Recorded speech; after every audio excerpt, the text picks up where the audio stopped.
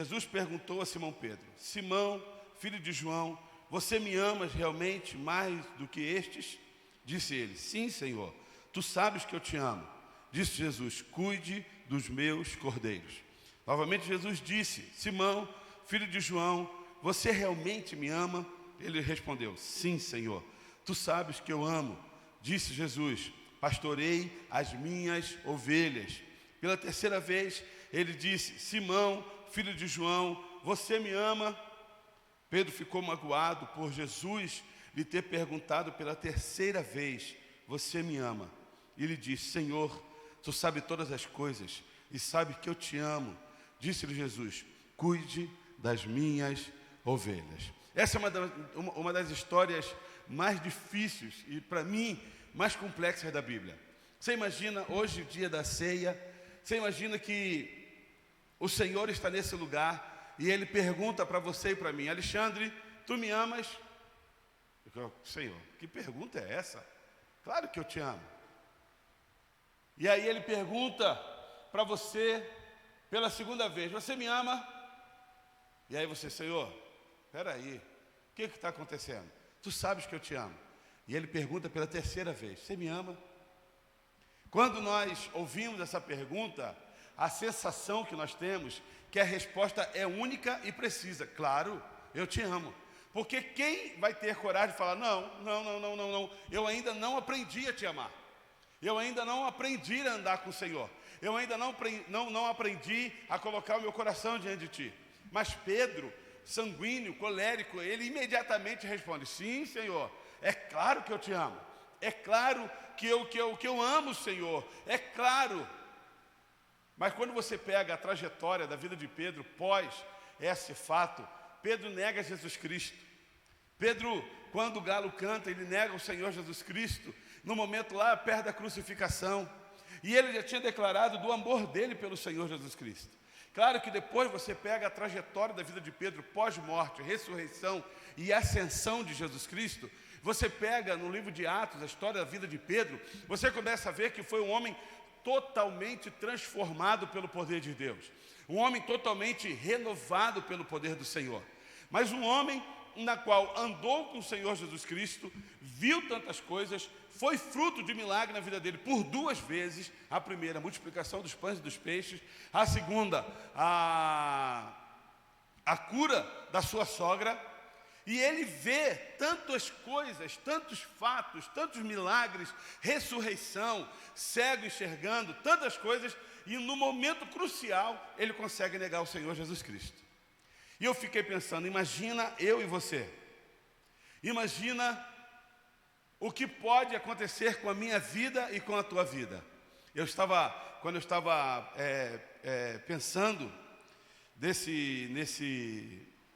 nessa mensagem, eu estava pensando de quantas pessoas que teve o encontro com o Senhor Jesus Cristo, declarou ao Senhor Jesus Cristo o seu amor, a sua gratidão, a sua vida, colocou a sua vida diante do altar, já até esteve de fato num altar de igreja e hoje não está mais, saiu, sumiu, foi embora, como se diz, se desviou do caminho, abandonou o caminho. Por quê? E eu fiquei pensando, falei assim: bem, essas pessoas não são melhores e nem piores do que Pedro.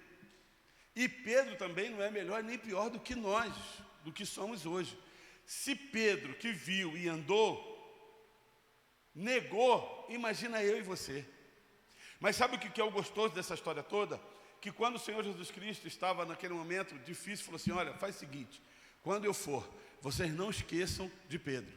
Vocês vão lá, cuide dele. Vai lá, vai até ele, resgate, traz ele de volta. O que isso nos ensina? Que Jesus não desiste nem de mim e nem de você. Ele não desiste do projeto sobre as nossas vidas, daquilo em que Ele preparou para mim e para você. Se você e eu pararmos e pensarmos um pouquinho, talvez você fale assim: na verdade, eu não sou merecedor de tudo o que Deus está fazendo na minha vida ou daquilo que Deus já fez. Eu não sou merecedor disso. Eu, Alexandre, eu já vacilei demais, eu já errei demais, eu já tropecei demais, e na verdade eu acho que eu não sou merecedor. Mas sabe o que é mais gostoso? É que nós não somos de fato merecedores, mas mesmo não sendo merecedores, Jesus não desiste de mim e de você. Amém, queridos? Ele não desiste. Mas o fato dele não desistir não quer dizer que nós não possamos sair da sua presença. Por quê? Porque eu posso desistir. Ele não desistir de mim é uma coisa, mas eu posso desistir de caminhar com Ele. Eu posso abrir mão da trajetória da minha vida com o Senhor Jesus Cristo. Ou melhor, ou pior, quer dizer, eu posso até estar aqui, sentado na igreja, ouvindo o que o pastor está falando, e na verdade eu não estou inserido nessa história na qual o Senhor preparou para mim. Eu estou por uma conveniência, eu estou por um passatempo, eu estou por uma tradição de vida, eu estou para poder dizer que estou. Quando eu estava lendo sobre isso um pouco, eu estava vendo por que a igreja de alguns anos atrás, e quem é crente aqui desde o começo, e quem é cristão há muitos anos, sabe o que eu estou falando, a igreja alguns anos atrás era mais impactante, talvez, do que a igreja de hoje. A igreja de alguns anos atrás era marcada, talvez sim, pastor, mas por uma roupa que se usava, mas ela impactava o seu bairro, ela impactava o seu município. Tinha talvez menos pessoas dentro das congregações, mas ela impactava mais. As pessoas respeitavam. Meu pai, pastor na Baixada Fluminense, e durante muito tempo a igreja em construção não tinha porta. Terminava o culto, colocava um tapume, um madeirite na porta, escorava uma madeira por trás e ia embora para casa. Os assaltantes do bairro, que não eram poucos, mas alguns, passavam e falavam assim: pastor Eloy, se mexer com a casa do Senhor, o Senhor fala comigo. Viu? O Senhor fala comigo, eu resolvo isso. E nunca mexeram na igreja. A igreja era muito mais respeitada. O que aconteceu na trajetória desse tempo, que hoje a igreja cresceu, hoje a igreja multiplicou, hoje os templos são imensos, lotados de gente, mas ela vai impactando menos do que impactava antes. Ela vai transformando menos do que transformava antes.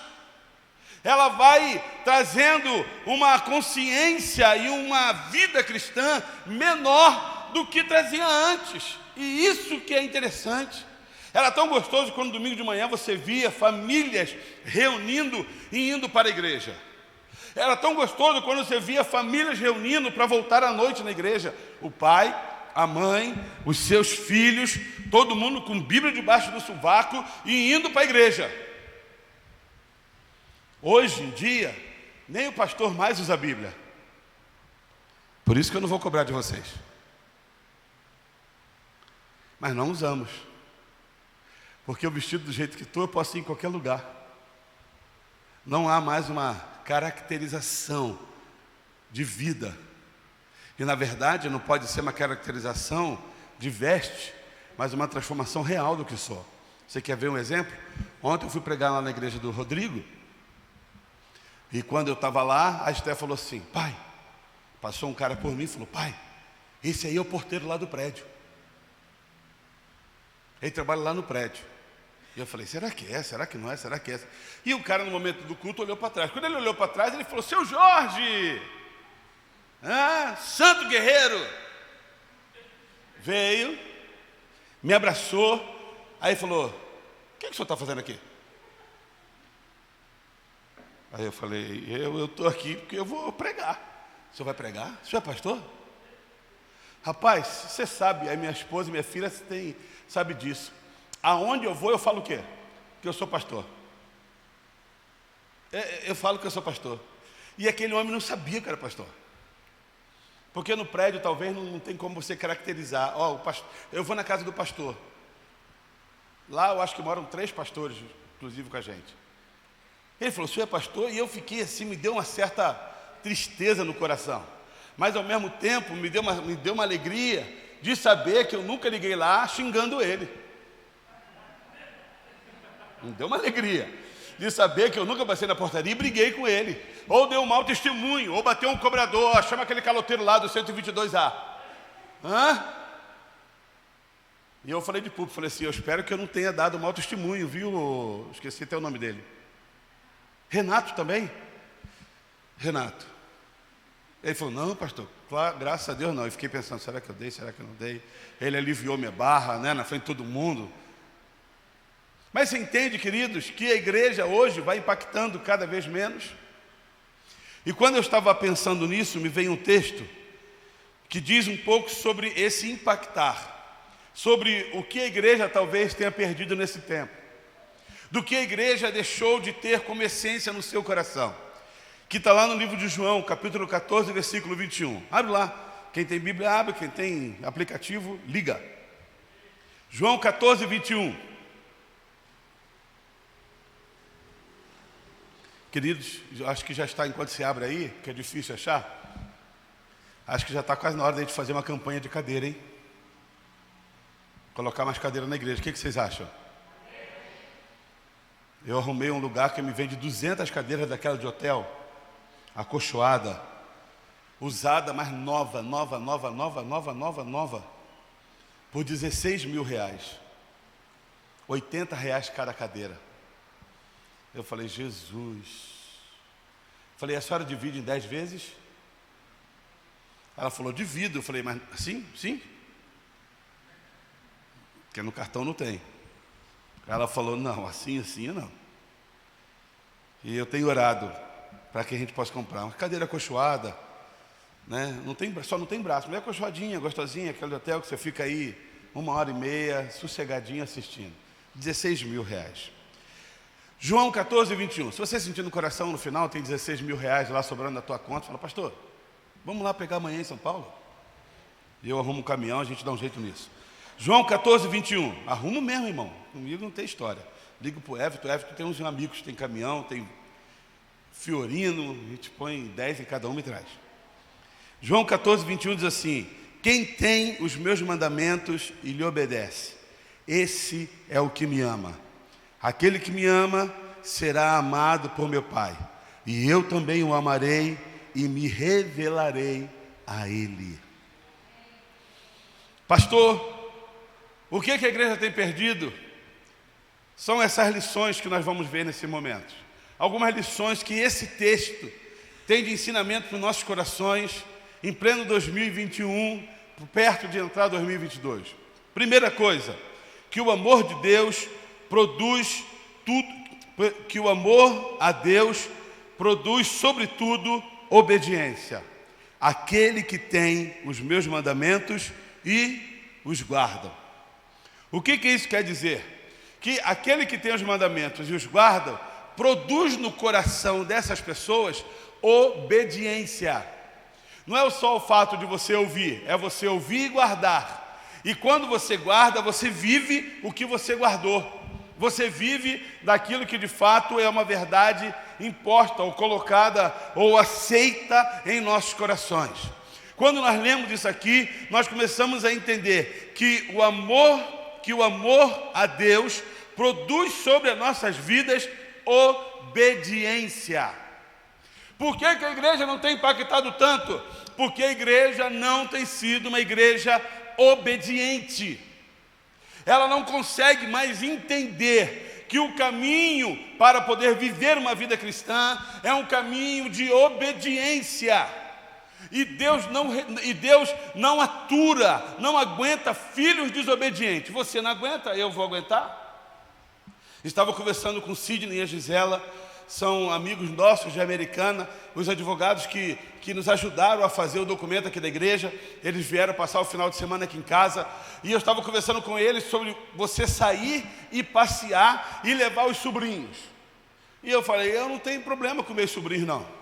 Eu levo eles, antes de começar o passeio, eu reúno eles e falo, ó, aqui o negócio é o seguinte, obedeceu, você tem tudo, desobedeceu, é casa. É fazer o que eu mando e o resto é paz.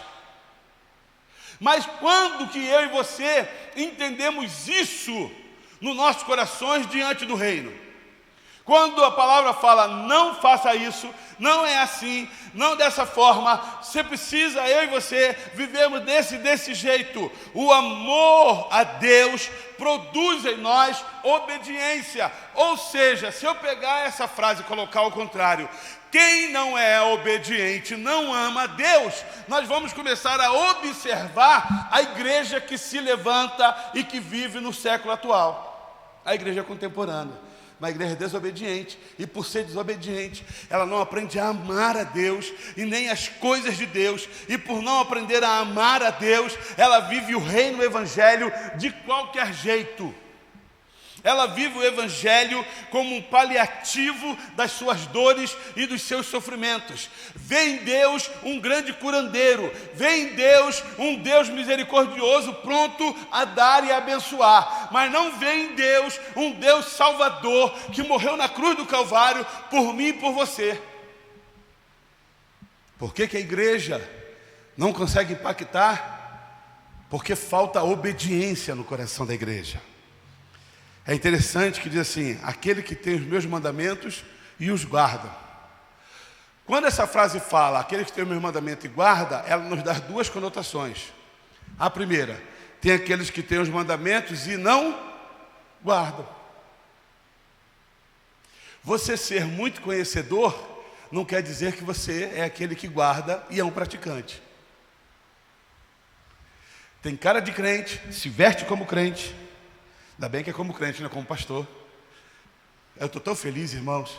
Essa camisa aqui eu ganhei faz 1 ano e meio. Vou dar o testemunho que eu dei para o Everton. Quando eu ganhei, um irmão que nem é aqui da igreja, a camisa ficava aqui, ó, não fechava aqui, ó. Eu falei, não vou dar para ninguém. Eu vou usar. Pô, não ouvi um glória a Deus. Para dar uma incentivada. Continua, pastor! Vamos comer um lanche depois, pastor. Nada disso, né? Natália, só Natália pensou, eu vou pagar um lanche para o pastor. Ele está emagrecendo demais. Então, queridos, essa frase tem duas conotações. Aquele que tem o mandamento e não guardam. Conhece, tem roupa de crente, caminha como crente, vai à igreja de crente, vem todos os domingos, lê as mensagens de crente, posta os textos de crente, versículos do dia, aleluia. Quando eu posto versículos do dia, os meus amigos do Instagram e do Facebook sabem que eu sou crente. Faz tantas coisas, mas não aprendeu a guardar e não aprendeu a obedecer ao Senhor Jesus Cristo. Pega partes de mensagem, posta. Tem camisa escrito Jesus com cara de leão, com cara de não sei o quê, matei o diabo, pisa na cabeça da serpente, mas não sabe o que isso significa. Mas o texto tem a segunda conotação. Aqueles que têm o mandamento e os guardam. E é interessante que aqueles que guardam são aqueles que o amam. Não somente de uma roupa, não somente de uma veste, não somente de uma aparência, mas de vida. Cristianismo é a expressão de vida diária. Cristianismo não é de boca para fora. Cristianismo não é só blá blá blá, não é só conversa fiada. Cristianismo é a expressão de vida diária. Aonde eu for, com quem eu falar, aonde eu estiver, eu sou um cristão. E cristão significa pequenos cristos, aonde eu e você estivermos. As pessoas precisam olhar para mim e para você e ver a presença de Cristo Jesus. Ver quem Ele é na sua vida. Você não precisa falar, você precisa ir para o céu. Nós fomos para um congresso, e nesse congresso o pastor, esqueci o nome dele, ele falou de uma forma muito simples, como que eu e você devemos evangelizar. Normalmente, como que nós evangelizamos, ou como nós aprendemos a evangelizar. Nos deparamos com uma pessoa que necessita, e a palavra do Senhor diz, todos carecem. Então não é uma pessoa, aquele homem precisa, pastor. Por quê? Porque aquele homem está separando da mulher, porque aquele homem roubou, porque aquele homem mentiu, porque aquele homem adulterou, porque aquele homem está com vontade de matar. Ele precisa de Jesus Cristo. Não. A Bíblia fala que todos carecem da glória de Deus. Não são os piores e nem os melhores. Todos carecem da glória de Deus. E ele falando que eu e você não devemos chegar e apontar o dedo. Porque você, pelo fato de você ser um adúltero, você traiu a sua esposa, você precisa de Jesus Cristo, não fala mais comigo. Normalmente, foi esse evangelismo que nós aprendemos. Nós nos colocamos num patamar de muito santo, como se nunca tivéssemos tido ou sido tentados a adulterar, como se nunca tivesse sido tentado a fazer qualquer outro tipo de erro, ou cometido qualquer outro tipo de erro. Nos colocamos num patamar de extrema santidade, quase assim de igualdade com Deus, e de cima apontamos o dedo para aquele na qual nós julgamos que é pecador. E ele falou, não, você tem que chegar de uma forma se colocando na posição dele, porque se eu me coloco na posição da pessoa que está sofrendo pelas garras sujas de Satanás, eu vou ter amor por essa pessoa, porque eu vou entender do sofrimento que ele está passando. E vou mostrar que esse sofrimento pode se acabar se ele deixar que Jesus Cristo mude o rumo da sua história. Se ele permitir que Jesus Cristo mude o quadro da sua história. Que Jesus Cristo entre na sua história e faça a diferença, como já fez na minha. Não eu me colocando como melhor, mas eu me colocando como a experiência que eu já passei. Vamos caminhar juntos, porque essa dor é terrível que você está sentindo. Porque essa dor do peso da culpa e do pecado é terrível. Eu já sofri isso. Eu já sofri essa dor do peso da culpa do pecado. Pois bem, quando nós entendemos isso e deixamos que desça para a nossa mente, o nosso coração, que aqueles que têm o mandamento e os guarda, esse é o que me ama, não vivemos mais pela nossa própria vontade, mas vivemos daquilo que está em Gálatas, capítulo 5, no versículo 22. Que esse deve ser a identidade do cristão. Essa deve ser a identidade que eu e você devemos ter. O que diz em Gálatas, capítulo 5, versículo 22? Mas o fruto do Espírito é amor, alegria, paz, paciência, amabilidade, bondade, fidelidade, mansidão, domínio próprio. Contra essas coisas não há lei. Sabe por que a igreja tem impactado menos? Porque falta no coração dessa igreja o fruto do Espírito. Essa semana eu passei por uma situação bem complicada. E Deus, ele faz uns testes ao diabo nas nossas vidas. Estava dirigindo, passando ali em frente ao Carrefour, de repente uma moto apagou do nada, desligou. E ali é um fluxo de carro grande no horário. E eu estava com a Esther. E o cara que estava atrás da moto, ele freou bruscamente. Ele freou e eu freiei. Só que quando ele freou e eu freiei, minha mão foi aonde? Na buzina. E os carros atrás freando um atrás do outro. E o cara, pacientemente. Acho que não tem nada que me ensina mais do que o trânsito.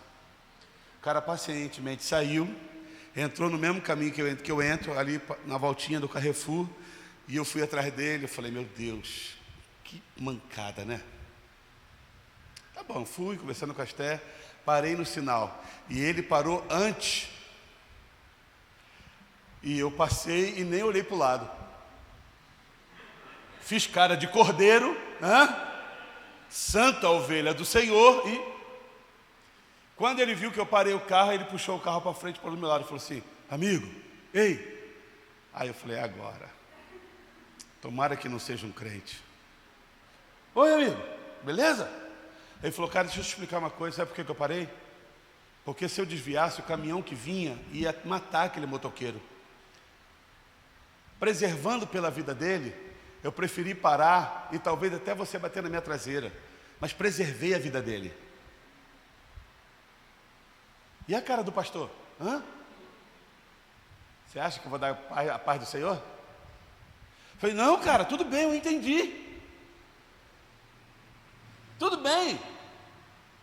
Falei mansinho, agora ele falou, está tudo certo, irmão. Vamos com Deus, né?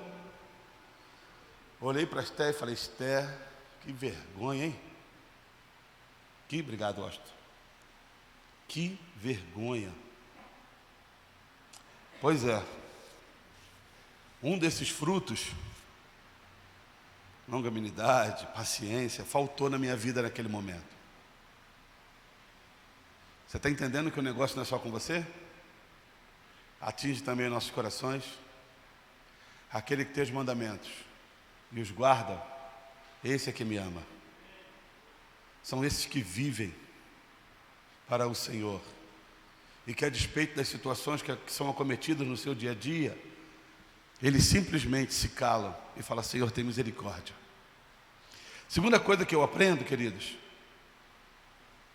é que a obediência que é produto do amor de Deus, gera experiência com esse Deus de amor.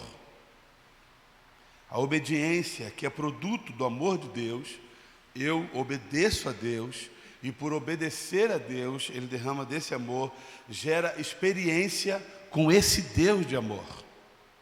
A recompensa é ser amado pelo Pai. Porque o versículo diz, aqueles que têm o meu mandamento e os guardam, esse é o que me ama. E aquele que me ama será o quê? Amado de meu Pai. E Jesus fala, e eu também os amarei. Há uma recompensa quando nós entendemos e expressamos esse amor que temos pelo Senhor. Quando eu expresso esse amor pelo meu Deus, Ele também me ama.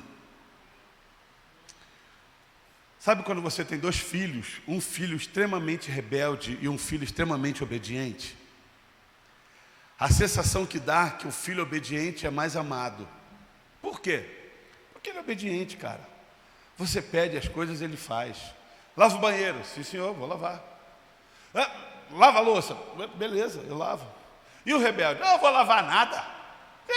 Pensando o quê? O rebelde sai, não dá satisfação. Que hora vai sair, que hora vai chegar. Se tem filho rebelde aqui, filho, você pode dar um problema. Dá um couro nele. Dá um couro nela. Se todas as conversas não dão jeito, irmão, você senta e põe ordem na sua casa, marido. Falou, senta aí. Você está pensando que aqui acontece como, filho? A batuta da orquestra, aquela varinha, está nas minhas mãos. Eu que vou reger do jeito que eu quero. Não é do jeito que você quer. Você está louco? Perdeu a noção da vida? Hoje eu ouvi uma frase de Todo Mundo Odeia o Chris, que eu gostei muito, até comentei com eles. Que a mãe fala o seguinte, eu te coloquei no mundo, portanto eu posso te tirar do mundo. Fantástico isso. Fantástico, não tem maior verdade. Eu te coloquei, eu te tiro. Me perturba para você ver só. Eu estou brincando, não pode fazer isso não, viu, irmãos? Não pode fazer isso. Às vezes dá vontade, mas não pode fazer isso. Mas é necessário, às vezes, você... Presta atenção. Por quê? Porque filhos hoje não sabem mais obedecer aos seus pais. Acham que eles são donos das suas casas. Você quer ver? Começa com um chá de bebê. Como que é a comemoração? O reizinho nasceu. Reizinho? Na minha casa só tem um rei, filho. Ele pode ser príncipe. Porque rei sou eu. E é o rei dos reis, senhor dos senhores, que é o meu Deus na minha casa. Mas macho alfa, André. Não tem jeito, queridão. Se você, marido, não colocar essa ordem de casa, você, mulher, mãe, pai, o negócio vira de perna para o alto. O que acontece no reino? Filhos obedientes são amados por Deus. São amados por Deus. Porque amar filho obediente é gostoso, irmão. Amar filho obediente é top demais. Amar filho obediente é de bom relacionamento, é de fácil entendimento. Mesmo que tenha algumas crises, que tenha algumas discussões, é gostoso. Eu tenho 2 filhos, graças a Deus os 2 são obedientes. Vacila. Mas, por muitas vezes eu já sentei com eles. Ô Isaac, você está perdendo o rumo, filho. Esse dentão que você tem vai ficar só na canjica. Não é assim que as coisas acontecem, não, cara. E quando o filho é obediente, há um versículo que eu amo demais, porque ele revela o plano de Deus na minha vida e na sua vida. Quando você abre lá em Salmo 1, versículo 3, se você puder, põe para mim aqui o telão. Põe para mim aí, Salmo 1, 3. Salmo 1, 3. NVI, por favor. Ó o nível do negócio, filho. O filho obediente é como uma árvore plantada à beira de águas correntes. Dá fruto no tempo certo. Suas folhas não murcham. E tudo que ele faz, fala a última palavra.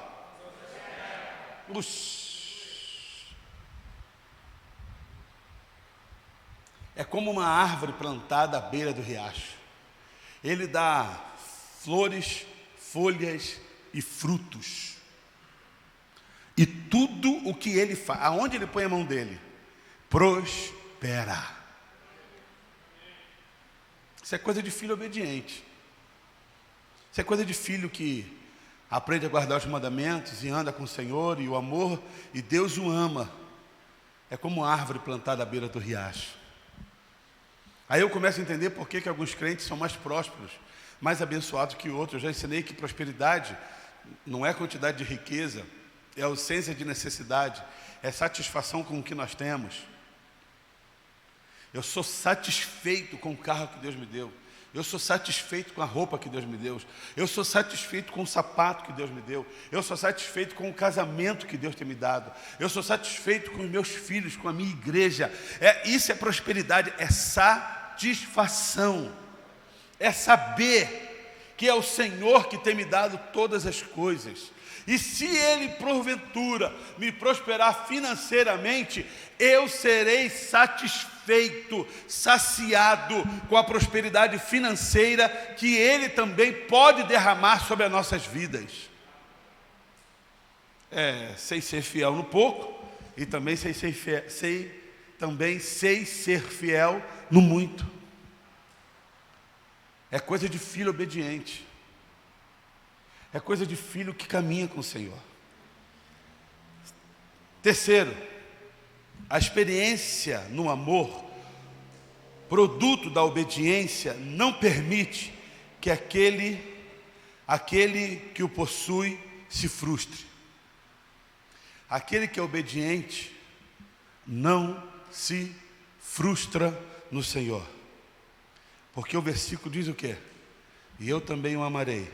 E me manifestarei a Ele.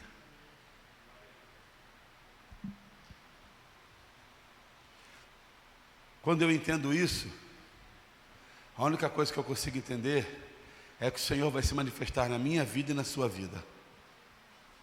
Ele vai se apresentar em nossas vidas.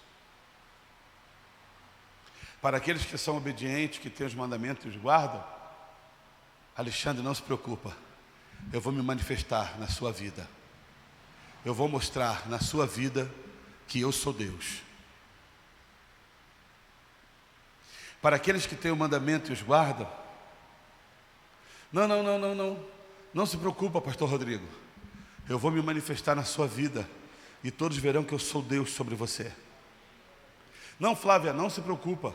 Eu vou me manifestar sobre a sua vida e todos saberão que eu sou Deus.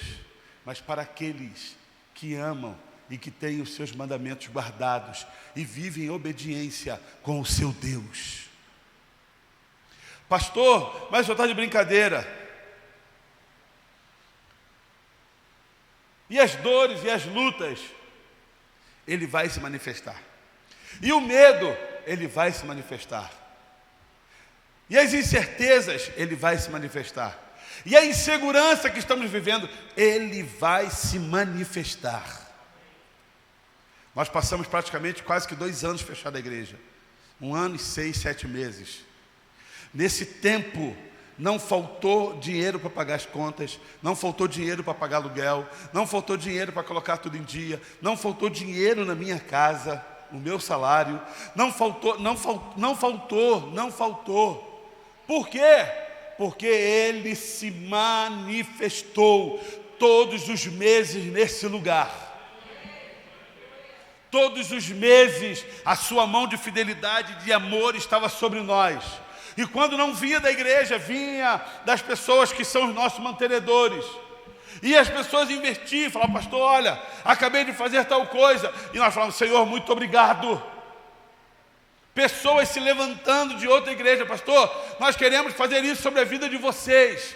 Você está achando que é fácil, irmãos? Outras famílias de outras igrejas: pastora Débora, todo mês pode contar comigo. Ele se manifesta sobre as nossas vidas.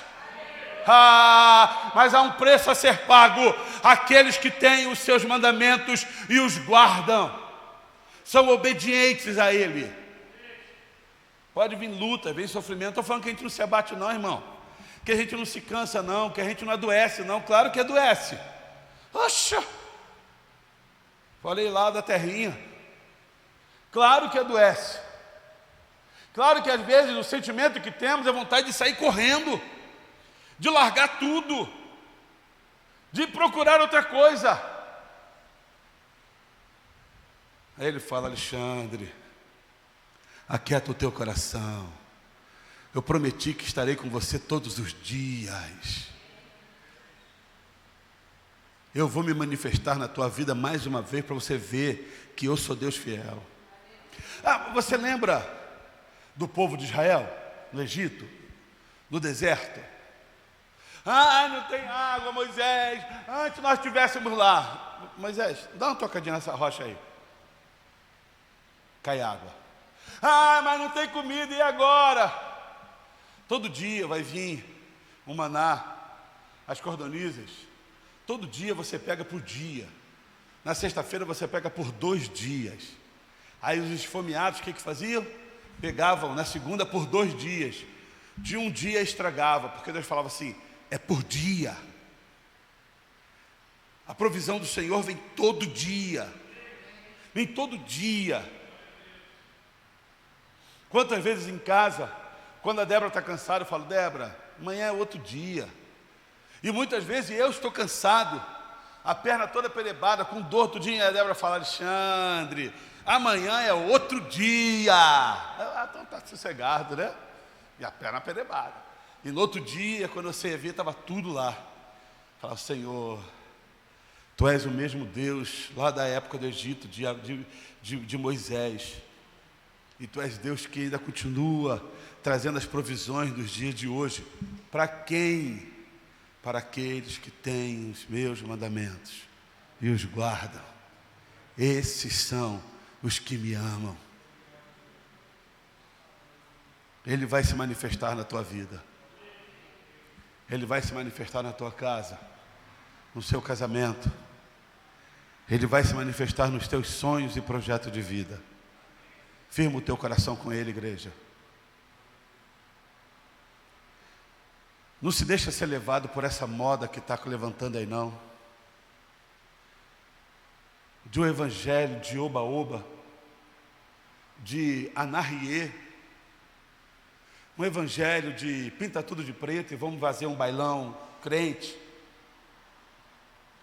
de um evangelho em que deturpa a alegria com luzes e tecnologia dentro da igreja. Eu não sou contra não, irmãos. Meu sonho é colocar um telão aqui, ó, e eu pregar, aparecer eu assim no telão, ó. Tipo, alma cansada, vem já. Meu sonho é colocar um telão. Mas não são essas coisas que vão ditar o que você e eu somos. Não são essas coisas que vão ditar a nossa vida diante de Deus. Reino, evangelho, vida cristã não está relacionado à tecnologia, ao me dar que aí eu te sirvo. Não. Eu te sirvo. E por servir, o Senhor vê que eu sou filho bom e fiel.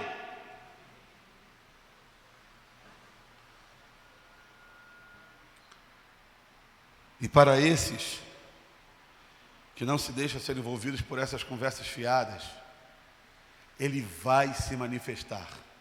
É promessa. Nessa noite eu gostaria de orar. E nessa oração eu gostaria que você pudesse colocar o seu coração diante de Deus. Como você tem vivido diante do Pai? Começo do versículo: aqueles que têm os meus mandamentos e os guardam. E por guardar, esses são os que me amam. Você tem amado ao Senhor? Você tem amado ao Senhor? Você tem amado ao Senhor, guardado os mandamentos, vivido o Evangelho real? Não aquele Evangelho, mas o Evangelho de cabra macho, de homens e mulheres firmes. Não se leva por qualquer coisa, não. Não são qualquer lutas e problemas que vão me roubar do amor de Deus. Para você, Ele vai se manifestar. Agora eu quero que você pense o seguinte: que área você quer que Ele se manifeste? Qual área da sua vida? São com seus filhos? Que em nome do Senhor Jesus Cristo, o poder desse Deus se manifeste na vida dos seus filhos. De rebelde a paz no coração, de ingratos a gratidão, de insatisfeitos a satisfação do Senhor. Pastor, eu preciso que Ele se manifeste na minha vida financeira. Em nome do Senhor Jesus Cristo, que esse Deus abra uma porta na tua vida, no teu emprego, na tua empresa, e que você veja da sua mão prosperar de forma rica e abundante. Pastor, no meu casamento, em nome do Senhor Jesus Cristo, que haja paz no seu casamento, que haja bonança em seu casamento, que haja amor no seu casamento, e que em tudo que você faça com seu marido e sua mulher, vocês tenham saciabilidade de vida.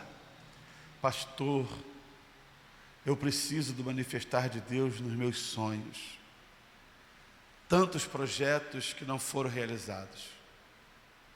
Em nome do Senhor Jesus Cristo, que nem sonho nenhum, que sonho nenhum seja frustrado, que sonho nenhum aprovado nos céus seja frustrado na sua vida, roubado por Satanás, mas que eles sejam derramados sobre a tua vida no tempo oportuno, que venha sobre a tua casa, que venha sobre a tua vida, que venha sobre os teus negócios, que venha sobre a sua descendência, em nome do Senhor Jesus Cristo.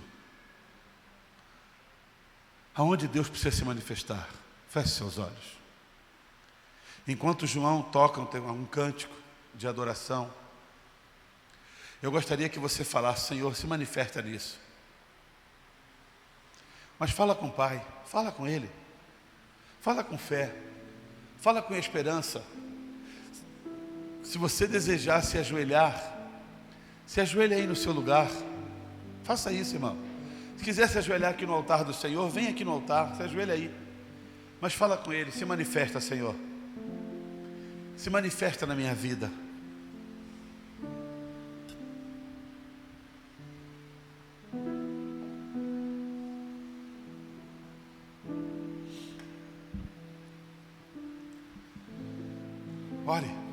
Ore ao Senhor.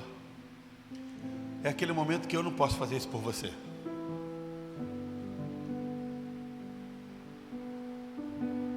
É só você e Deus. Aqueles que têm os meus mandamentos e os guardam, esse é o que me ama. E aquele que me ama será amado por meu Pai, e eu também o amarei, e me manifestarei a Ele. Fala: Senhor, se manifesta na minha vida. Eu estou cansado das batalhas e dos entraves do inferno. Eu preciso do Senhor. Se manifesta. Eu preciso do Senhor. Você que está na sua casa, faça essa oração. Faça esse clamor. Eu preciso do Senhor.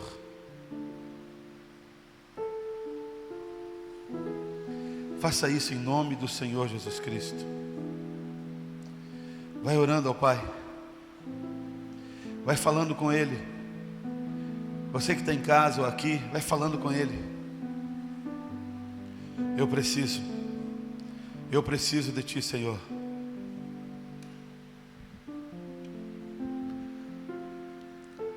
Nessa noite, ó Deus, nós bendizemos o Teu nome. Quando nós lemos dessa palavra e deixamos com que ela caia nos nossos corações, nós começamos a entender que aqueles que têm os mandamentos e os guardam é amado pelo Senhor, é amado por Jesus Cristo.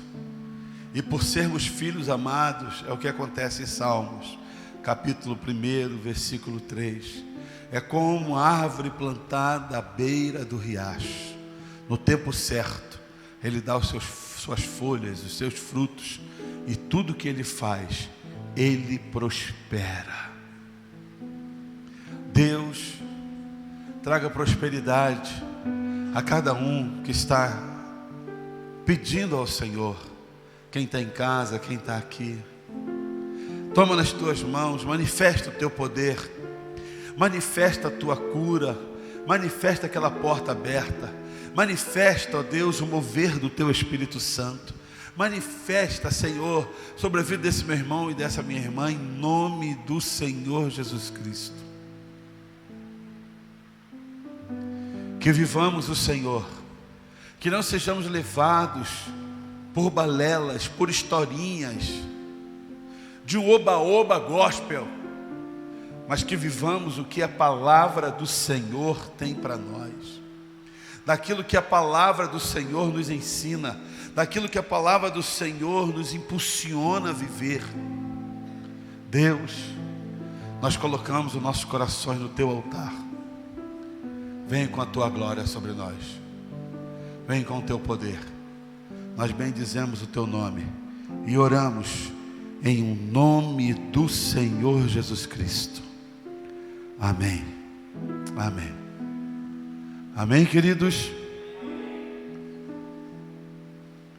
A minha oração é que você entenda e guarde essa palavra no teu coração em nome do Senhor Jesus.